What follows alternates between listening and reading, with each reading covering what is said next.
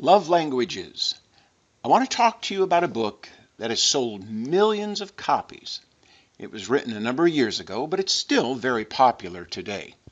A book that occasionally a couple I'm counseling will refer to or ask about. The book is The 5 Love Languages by Gary Chapman. Now, while I don't agree with Chapman's basic premise in the book, I do think he gives some constructive advice. For example, everybody is different, and just like there are many languages, there are many ways to express love. Everybody has their preferences as to the way they like their spouse to show love. And finally, I agree that it's important to be conscientious and to show love in ways to your husband or wife that they prefer.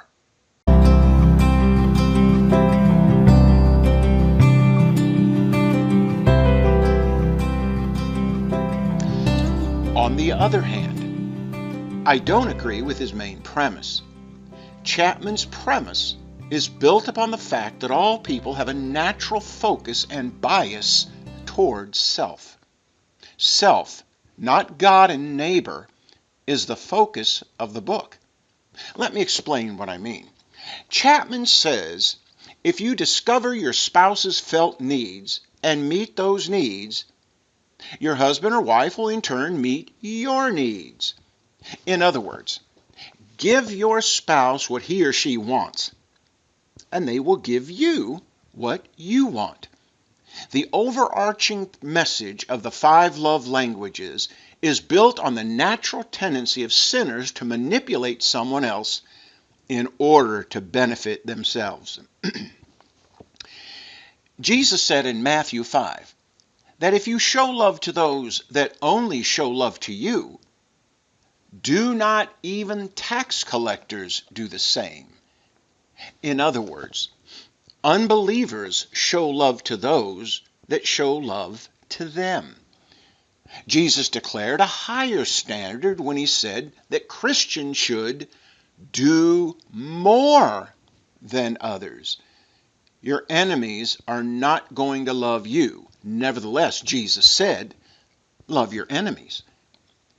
Is the principle of doing good to your spouse so your spouse will do good to you really the key to a happy marriage?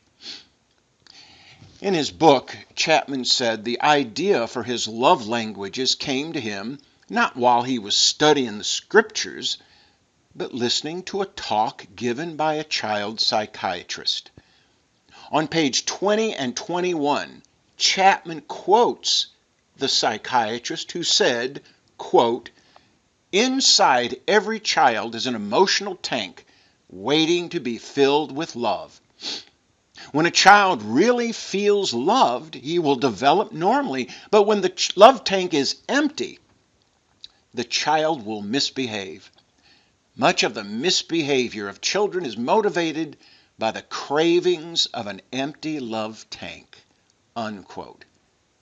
Then Chapman writes, quote, "Could it be that deep inside hurting couples exists an invisible emotional love tank with its gauge on empty?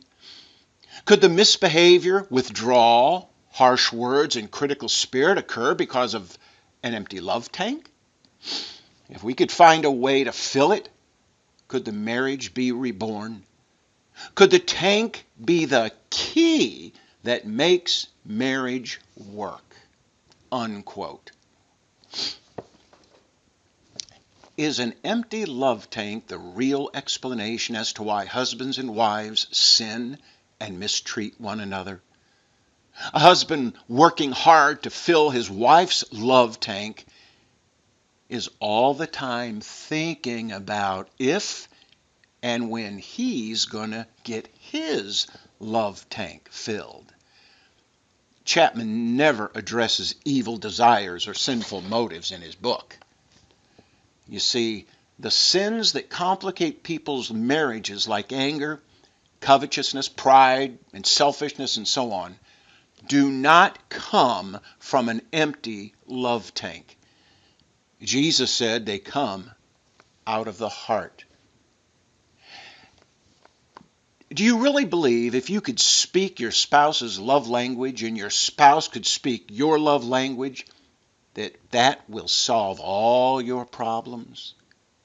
It's interesting, on page 45, Chapman writes, quote, "Thousands of husbands and wives have been there emotionally empty, wanting to do the right thing, not wanting to hurt anyone, but being pushed by their emotional needs to seek love outside the marriage," unquote.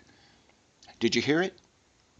Chapman casts the adulterer as a helpless, well-intentioned victim who's not getting his or her love tank filled. No condemnation, no repentance, no righteous living. The empty love tank conveniently becomes the scapegoat for self-pity, self-righteousness, and even adultery. Chapman tells a man who left his wife for another woman. Chapman's explanation was his wife was not speaking his love language. That was the problem. She was not filling his love tank. Chapman goes on to say after a few months his mistress was not filling his love tank either. So what did he do? He returns to his wife. Chapman said he counseled with them for 6 months. The focus of the counseling was on filling one another's love tank. The story is absurd. It's not a story of two sinful people, but two basically good people who just don't understand one another's love language. There's no mention of sin. The love tank is the focus, the sacred cow that gets all the attention. The unbiblical love tank is like a ravenous idol that has to be fed with gifts and compliments and so on. The love tank calls all the shots, and if it doesn't get what it wants, it's your husband or wife's fault for not filling it. Chapman's book does not address the real problem. And like I said, while it offers some good advice, the underlying presupposition of the love tank is imaginary and unbiblical. Thanks for watching.